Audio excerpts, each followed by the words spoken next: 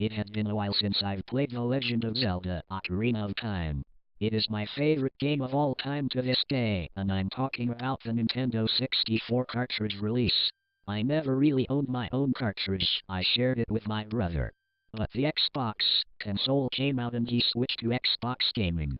I had my own N64, and it was fire orange. My brother gave me his old OOT cartridge. I was very happy, he said. Keep this game. I don't play it anymore. I don't want to sell it because I know you still love and play it. As soon as I held the cartridge in my hand, memories came rushing back into my mind. Like the time it took me 5 years just to learn that you could put the Master Sword back when I didn't know what the Eye of Truth was, or the time I beat the game for the very first. Nostalgia was among me. I played the game, but I stopped playing it for a few years after a while. I was 10 years old and decided to look in my closet for some old things or collectibles that I used to have. Among searching, I found posters, a Link figure, some old clothes, as well as shoes. But I found something that intrigued me the most. The same Ocarina of Time cartridge I played a few years back. It had a lot of dust on it, so I decided to wipe it off. I wanted to see if it still worked, so I popped it into my N64 console and watched the N64 logo flash. The title screen popped up and I decided to watch one of the scenes that happens when you leave the title screen put. I began to play and noticed one of my older files. It was named ASDFJDSK, since I never knew how to read or care to name him. I decided to choose it and see what was in it. The game was complete, with every upgrade besides 12 school tools. I saved and quit the game and decided to start a new file and named it Link. The intro cutscene started and I was into the game. I made lots of progress, some glitches happened, but I thought it was just the game conveying its age. One of the most strangest ones was Link's body glitching as if I tilted the cartridge. More strangely, it did this when I went away to get something, such as a drink. I progressed and obtained the Goron's Ruby, but I then remembered that I didn't get the Sun Song. I decided to head up Death Mountain first to get the magic meter and hitched a right on that annoying owl to land on the house with a cow in it. It was night at this point. I ventured into the graveyard. I thought I had entered the graveyard before, because I got the Hylian shield here, but the cutscene when you first came here played for some reason. I went up the huge tombstone in the back of the graveyard and played Zelda's Lullaby. Link's body glitched again like described earlier, and when the tombstone exploded, it didn't play a sound effect. Link didn't scream either, all that played was the glitchy noise that occurs when you mess with a cartridge. I entered the royal family tomb. Upon entering, it seemed normal. I killed the keys to unlock the door, but then a message box appeared and said, "One within the house of the dead." I didn't exactly remember this, since it had been forever since I touched the game. I thought it was normal and proceeded into the door. I then made an angry sigh, since I knew Redeads were in this room. I walked slowly and quietly to the next area and looked back for a moment to see a Redead appear, then disappear quickly. I ignored it and read the stone, and it told me to play the Sun Song. I pressed the song's button pattern, right CVC up C, and the cutscene played. However, when it played, it didn't turn day in the cutscene, it remained night. A text box appeared when I returned to playing and it read, "An alternative route is a descent into the darkness."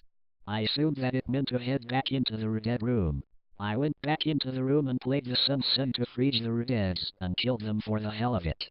However, upon reaching the door, the Redead scream happened over and over again, and kept me frozen.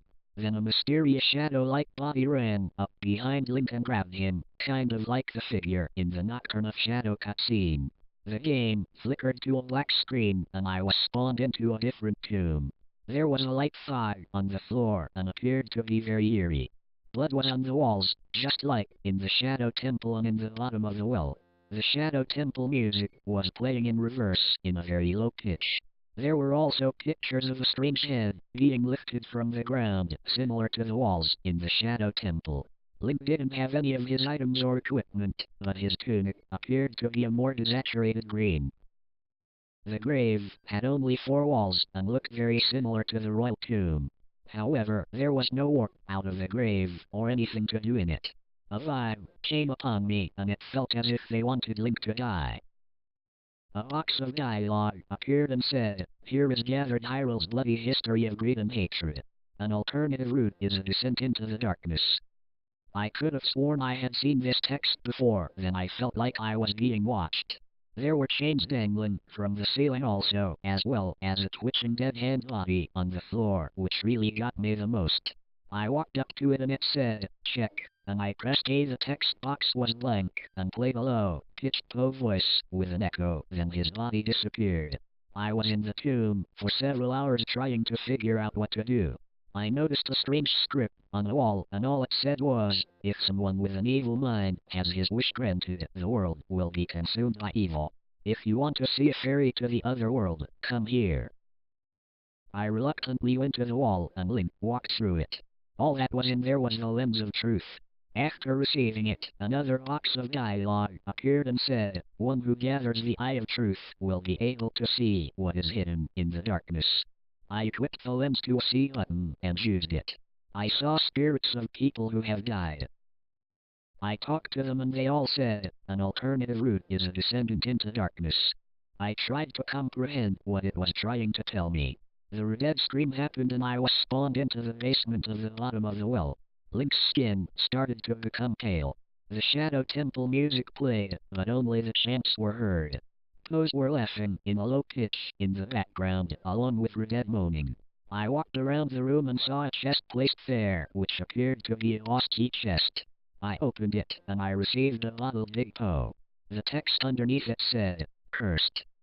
I couldn't get rid of the Poe. All it said, "This item doesn't seem to work here." One of Dead Hand's hands came up and grabbed Link and dragged him into the ground. I spawned into Dead Hand's room, but Link's hands were attached to a chain suspending from the ceiling. Link's face had a dark shadow underneath his hair, as if he were depressed. Dead Hand came out of the ground, but no music played. The only sound that played was him moving, along with the sounds of blades dropping. Dead Hand slowly walked toward Link, and Link looked at him with his depressed look. A text box appeared and seemed to be Link talking. "Pete, please hurry. It won't last long." After this, Link made the sound when he dies. Dead Hand began to attack him, then the low-pitched laugh quit. Link didn't make a sound, it were as if he were already dead. Link's body then fell from the ceiling, and it was lifeless. His body was picked up from an anomalous force, and he disappeared. The screen faded to black. I was warped into Dark Link's room in the water temple, but there was no water or doors. Instead of water, it was just eerie fog.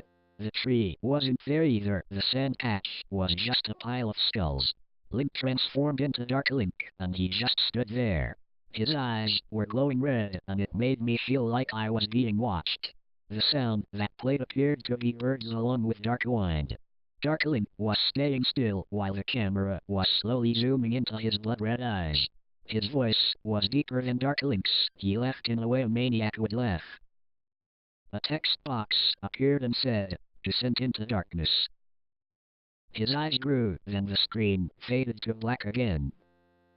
For a few moments, his face was back into the camera again, and his eyes were glowing and dripping with blood. At the top of the screen, it said, "Cursed," in the style of the "Game Over" text. All that was heard was the background noises, the low-pitched low laugh, and the disturbing laugh of Dark Link. I reset the game, but it took me back to the same screen. I turned it off and on, and it still took me back to the same screen.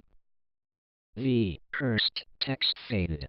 It was unknown as to why this happened to Link, but I knew it had to do something with descendants and abandonment, or as it felt to me.